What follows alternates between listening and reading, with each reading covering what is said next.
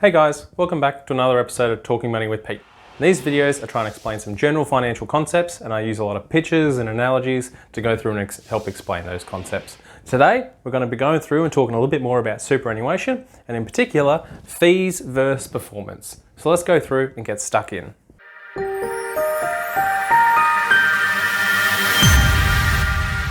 Hey guys, today we're going to be going through and talking about superannuation and fees versus performance. What should you really be looking for? And it can be really confusing and complicated out there because all the super funds advertise that they're the best super fund 5 years running. How can they all be the best? And the reason is because they all have their own niche. They're all the best at something.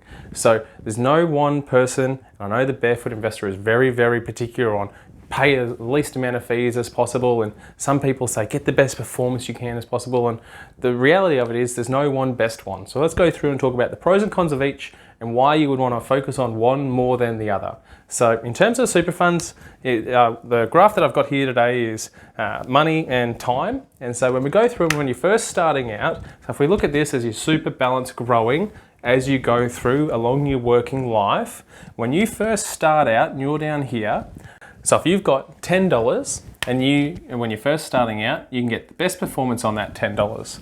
But if it costs you even $7 to manage it, then it's not worthwhile. So when you're down this end of the spectrum, fees are really important.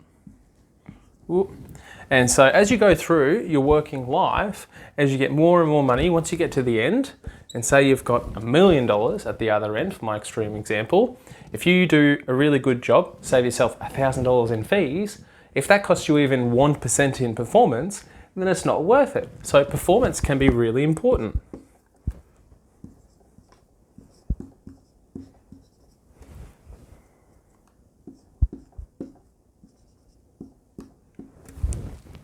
And so there's a million different hybrids in the middle.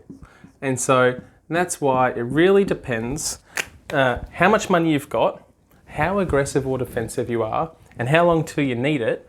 Then these type of super funds might be the right ones for you, or up this end might be the right ones for you. And so there's a lot of people that go through and say, well, when you pay more, you don't actually get better performance. And so there are some people that are really focused on just saving fees and riding with the market. But the reality is, if you go back and you have a look, and it'll be up in the top corner where we talked about the banana story and shares going up and down, all those sorts of things too. That's all right while you're going through your working career. But sometimes when you're going to start drawing the funds from your superannuation, it can be really important, because if you're drawing funds and you're not paying very much, and so the funds are down low and you're going to have to go through and sell them when they're cheap, sometimes it's better off paying people a little bit more money so that they don't drop as much, or you're a little bit more diversified so that you don't have to take those losses when you're drawing it out. However, there's no point going through and paying extra fees when you don't have a big enough balance, and so it's really worthwhile not going through and paying a whole bunch of different fees.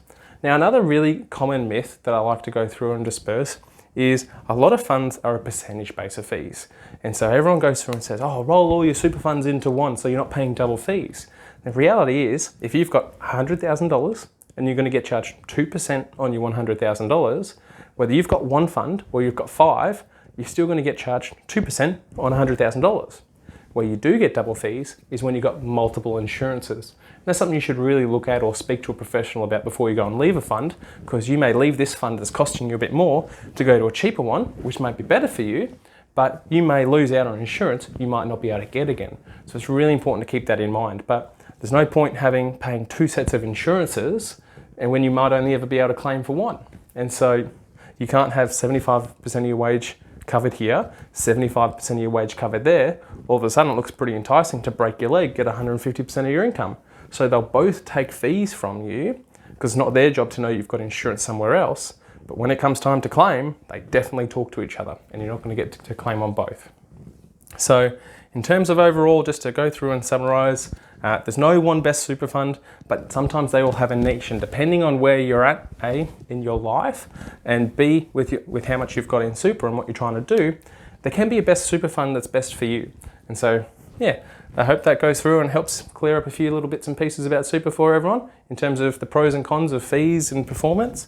So thank you very much for watching. Guys, I hope you found that video interesting. Feel free to put some comments and like it and all those sorts of things too. And once again, the number will be below if you want to call into the office, have an appointment with a professional that looks after things like superannuation, all that sort of stuff, or insurance. And we've got a great team there that can go through and help everyone with that. Otherwise, there'll be more videos to come. Bye.